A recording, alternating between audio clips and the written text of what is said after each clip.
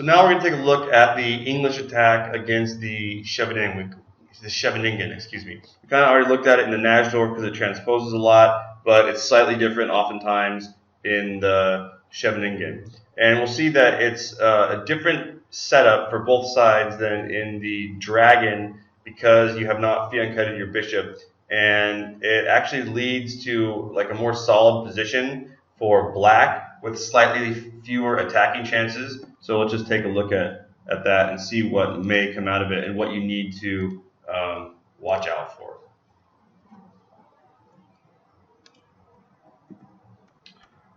Okay, so normal moves.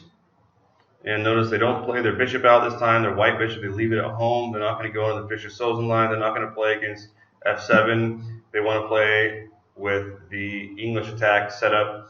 And this is pretty much what I always play when I'm white against the Sicilian, because I've played so many games and analyzed it so deeply with the Yugoslav attack and the English attack. Basically, the formation that we see with the bishop on e3, and then the queen on d2, and then the queen side or the king side pawn storm by white. It's very effective against all forms of the Sicilian. And when you played thousands of games and looked at tons of variations, you get really, really good at it. So I kind of figure, well, if it ain't broken, don't fix it. And I play it almost exclusively. Although if I see the Najdorf, now I play the Adams attack. And the Adams attack just gives you a really good position almost no matter what. And so actually, the Adams attack is making it so some people are avoiding playing the Najdorf, and then they play the Scheveningen instead. But if you play the Scheveningen, now you've got to worry about the Keres attack and other things like that. So there's always a constant battle between the choice of openings between yourself and your opponent. And the person with the deepest knowledge will usually have an advantage in the game. Okay, so we see the regular Scheveningen moves. We don't play a6 yet. We take all of our time to get the center set up and get a solid foundation. And by not fianchetting our bishop like in the Dragon, we have a slightly more solid defense. And even though it will seem like white's attack comes quickly with the pawns coming down, we can also get ours rolling pretty fast depending on the move order. So a typical thing is white, if they're a good player, they'll usually move their king over and improve that position. It's worth taking a move to do this. And if you look at lots of Grandmasters games, they almost always do it, as I explained before, because in some positions, if we trade off this knight for the queen on a5, this knight can't move without the queens being forced to trade off. And if the king's there, it's a trade with check, and the knight doesn't have this nice in-between move that we learned before, where they can get a piece, in this case, with a check. And so it just benefits them to move their king over. So if you take a move to do that, it also gives us a little more time. We'll now play a6, so none of these pieces can come over here, and we can start our pawns rolling.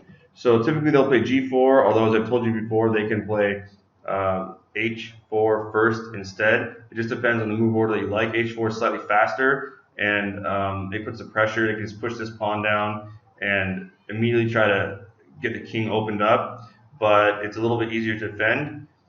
But if they play g4 first, they're going to have a stronger pawn storm, and it's going to be slightly slower. So again, we see that everything in chess, when you do something that gains you one thing, you give something else. h4 gains you speed, but it gives up maybe a little bit of effectiveness. g4 is a little slower, but you're going to have a stronger attack once you do get to the king. So it's a matter of preference and what you choose to play at that particular time.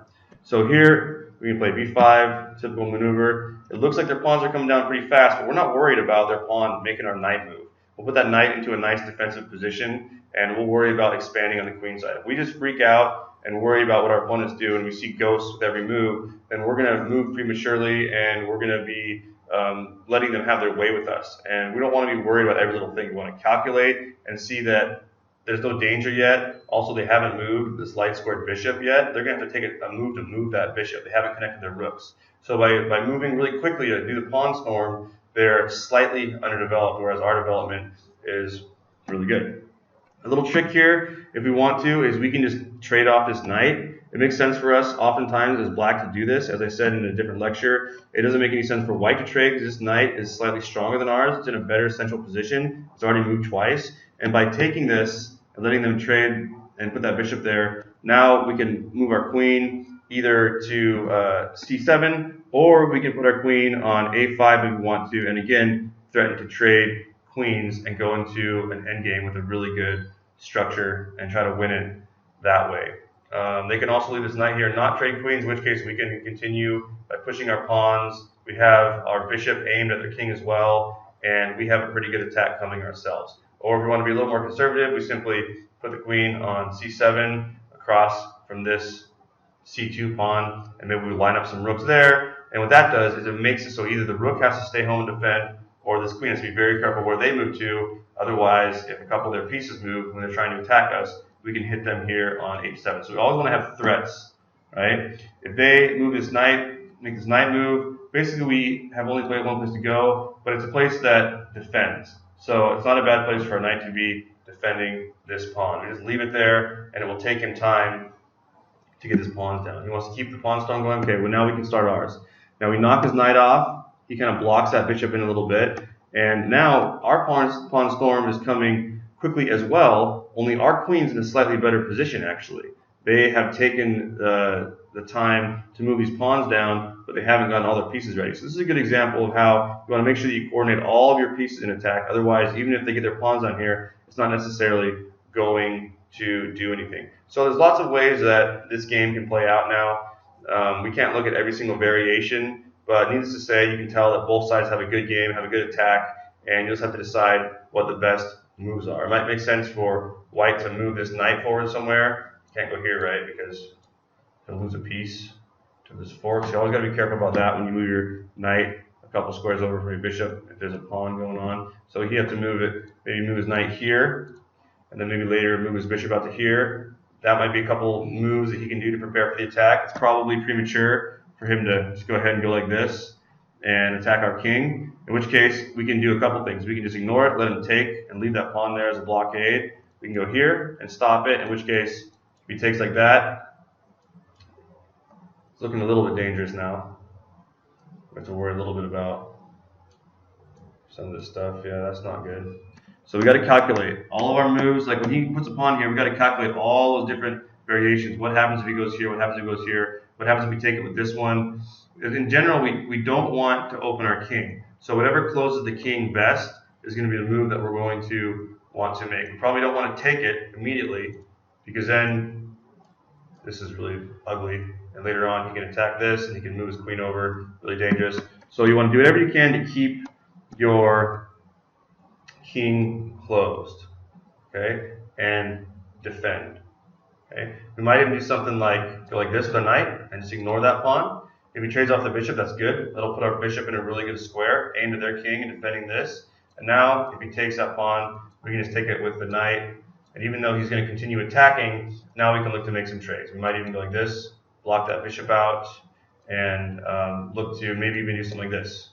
Play f5 and attack the center. Remember, in chess, we have to be following a plan and know the opening, but we also have to be flexible. So whereas normally the Sicilian, we will be attacking on the queen side, if our opponent allows us to defend well by not having all their pieces ready. So you notice that these pieces are not doing anything, this knight and this bishop, because we knock them back with our moves and they attack prematurely. Often we'll get a position like this where we'll have a nice counterattack. And if he makes a mistake and trades off, now all of a sudden our pieces are way more active and black has a better game here. Now if he doesn't take this pawn, we also have the threat of playing f4 and gaining space and knocking his bishop back. So this is a really good example of how, again, white attacked prematurely and we end up with a better game. If they don't attack prematurely, well then we just have more time to move our pieces. So let's say we do the same thing. We go here without him playing that move. Instead, maybe he does something like he puts his bishop here. Maybe now we push his pawn forward. He moves the knight back. But now his pieces are more coordinated. Just by taking one more move to move that bishop out, now he's got both of his rook behind his pawn. And we can do the same thing.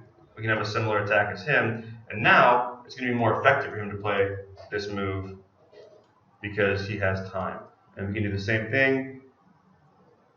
And he'll want to be patient. It's almost always better to be patient and build up a really good attack before touching the king. Because if your opponent can just trade everything off, you may not have accomplished anything. And we're going to want to attack ourselves, open the position up, and this is going to be a race. It's going to be a race to see who's got a better attack, who has the best moves, and it'll be interesting. You know, who knows? I'm just giving you, I'm just showing how the pieces move. This is going to be really, really complicated. And at this point, you're going to want to calculate a lot and make sure that with every pawn exchange, you're not getting the worst end of it. So this is where calculation comes into play. The opening, usually, it's all about knowing the moves, knowing the patterns and themes and what you're trying to get.